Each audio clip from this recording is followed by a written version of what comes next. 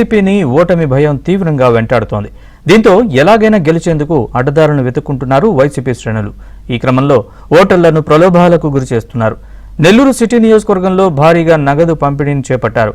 ఒక్క ఓటుకి 3,000 నుంచి 5,000 చొప్పున డబ్బులు పంపిణీ చేస్తున్నారు. 9వ డివిజన్ ఓటర్లను క్యూలైన్లో నిలబెట్టి మరీ నగదు పంపిణీ చేస్తున్నారు. ఇంత జరుగుతున్నా ఎన్నికల యంత్రాంగం పట్టి పట్టనట్లు వ్యవహరిస్తున్న తీరుపై తీవ్ర స్థాయిలో విమర్శలు వ్యక్తమవుతున్నాయి.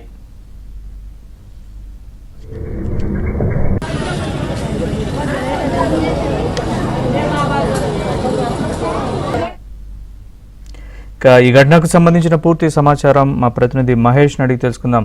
మహేష్, ఎందుకని ఎన్నికల యంత్రాంగం దృష్టికి ఈ ఘటన వెళ్ళకపోవడం, లేదా వెళ్ళినా వాళ్ళు చూసి చూడనట్లు ఉన్నారా? పూర్తి సమాచారం చెప్పండి. నెల్లూరు జిల్లాలో వైసీపీకి ఓటమి భయం వెంటాడుతూ ఉంది. ప్రధానంగా చూస్తే నెల్లూరు సిటీలో అయితే డిపాజిట్లు కూడా వస్తాయా రావా అనే అనుమానాలు వ్యక్తమవుతున్నాయి. ఈ నేపథ్యంలో పెద్ద ఎత్తున నగదు పంపిణీ చేసి ఓటర్లందరికీ కూడా మద్యం పంపిణీ చేసి ఓట్లు రాబట్టుకునేందుకు పెద్ద ఎత్తున కుట్రలు జరుగుతూ ఉన్నాయి. ప్రధానంగా చూస్తే ఇక్కడ నెల్లూరు నగరంలోని 9వ డివిజన్ లో ఓటర్లందరినీ కూడా మీకు 3,000 నుంచి 5,000 ఇస్తామని చెప్పి పిలిచారు. వాళ్ళు సాయంత్రం 4 గంటల నుంచి కూడా అక్కడ క్యూ లైన్లో పడిగాపులు కాస్తున్నారు. కొంతమందికి మాత్రం 3,000 ఇచ్చారు, మరి కొంతమందికి 5,000 ఇచ్చారు. మిగిలిన వాళ్ళకి మాత్రం డబ్బులు ఇవ్వలేదు. ఒక్కసారిగా ఆ వైసీపీ నేత తలుపులు వేసుకోవడం జరిగింది. దాంతో ఓటర్లు ఆగ్రహానికి గురయ్యారు. వెంటనే రాళ్లతోటి ఆ తలుపులన్నీ కూడా కొట్టడం జరిగింది. ఒక ఉద్రిక్తత వాతావరణం నెలకొంది. ఇంత జరుగుతున్నా కూడా ఎన్నికల అధికారులు ఎవరో కూడా ఆ స్థాయిలకు రాలేదు. కొంతమంది ఇప్పటికే ఫిర్యాదు చేయడం కూడా జరిగింది.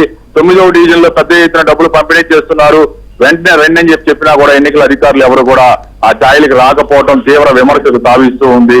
ఇక్కడ నెల్లూరు జిల్లాలో, ఉమ్మడి నెల్లూరు జిల్లాలో 10కి 10 టీడీపీకి వెళ్తాయని వైసీపీ ఒక ఓటమి భయంతో ఉంది. ప్రధానంగా చూస్తే ఇక్కడ మంత్రి కాకాని గోవర్ధన్ రెడ్డి ప్రాతినిధ్యం వహించే సర్వేపల్లిలో కూడా ఈ రోజు ఉదయం పెద్ద ఎత్తున మద్యం డంపు చేసి ఇటీవల దాదాపు 2 డంపులు పట్టుకోవడం జరిగింది. 15 మంది జైలుకు కూడా వెళ్లారు. ఆ సర్వేపల్లి నియోజకవర్గంలో ఆ మద్యం తాగి ఒక వ్యక్తి కూడా చనిపోవడం జరిగింది. పదే తాగి అతను ఆ రోజు సేవించి ఈరోజు చనిపోవడం జరిగింది. మొత్తం మీద వైసీపీ ఒక పెద్ద కుట్రకి తెరతీస్తూ ఉంది. ఓటమి భయంతో ఓటర్లకి డబ్బులు, అలాగే అది కూడా 3,000 నుంచి 5,000 పంపిణీ చేస్తూ ఉంది. మరోవైపు మద్యం, విచ్చలవిడిగా మద్యం దాదాపు 6 నెలల నుంచి ఎక్కడికక్కడ డంపుల్లో ఇవన్నీ కూడా మద్యం డంపులు ఏర్పాటు చేసుకొని ఆ మద్యం అంతా కూడా ఓటర్లకు ఇస్తున్నారు. గోవా ఇతర ప్రాంతాల నుంచి కొన్ని నకిలీ మద్యం కూడా తీసుకొచ్చి పంపిణీ చేస్తున్నటువంటి పరిస్థితి. 2014 ఎన్నికల సమయంలో నకిలీ మద్యం తాగి ఎంతో మంది ప్రాణాలు పోగొట్టుకున్నారు. ఆ కేసులో ఇప్పటికీ కూడా జరుగుతూ ఉన్నాయి. ఆ కేసుల్లో మంత్రి కాకాని గోవర్ధన్ రెడ్డి, కావలి ఎమ్మెల్యే రామిరెడ్డి ప్రతాప్ కుమార్ రెడ్డి వీళ్ళిద్దరు కూడా ఉన్నారు. కావల్లో ఏకంగా సచివాలయంలోనే మద్యం నిల్వలు చేసి, రేషన్ బియ్యం నిల్వలు చేసి ఓటర్లకు పంచిన సంఘటన ఇటీవల వెలుగులోకి వచ్చింది. అధికారులు అయితే పెద్దగా పట్టించుకోవట్లేదు, సూచిస్తున్నట్టు వెళుతున్నారనే ఆరోపణలు వ్యక్తమవుతున్నాయి. నెల్లూరు సిటీలో అయితే ఏకంగా డిపాజిట్లు కూడా రావేమో అంటే ఇక్కడ మాజీ మంత్రి నారాయణ ఎన్డీఏ కూటమి తరఫున పోటీ చేస్తున్నారు. అలాగే ఎంపీ ఎన్డీఏ కూటమి అభ్యర్థిగా వేమిరెడ్డి ప్రభాకర్ రెడ్డి పోటీ చేస్తున్నారు. వీళ్ళ దెబ్బకి అక్కడ కనీసం డిపాజిట్లు కూడా రావనే భయంతో ఓటర్లకు 3,000 నుంచి 5,000 పంపిణీ చేస్తున్నటువంటి పరిస్థితి. చాలా ప్రాంతాల్లో దాదాపు 3,000 నుంచి 5,000 పంపిణీ చేశారు.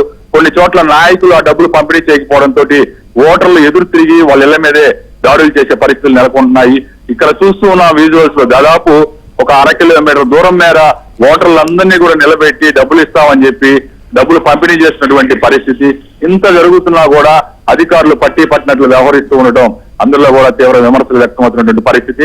యాక్చువల్ గా ప్రజాస్వామ్యబద్ధంగా ఎవరికి కూడా ప్రలోభాలకు గురిచేయకూడదు, కానీ వైసీపీ నేతలు దిగజారి అందరినీ కూడా డబ్బులు పంపిణీ చేస్తూ, మద్యం పంపిణీ చేస్తూ వాళ్ళని ప్రలోభాలకు గురి చేస్తూ ఉండడం అందరినీ ఆశ్చర్యానికి గురి చేస్తూ ఉంది. Naresh. Right Mahesh, thanks for the update.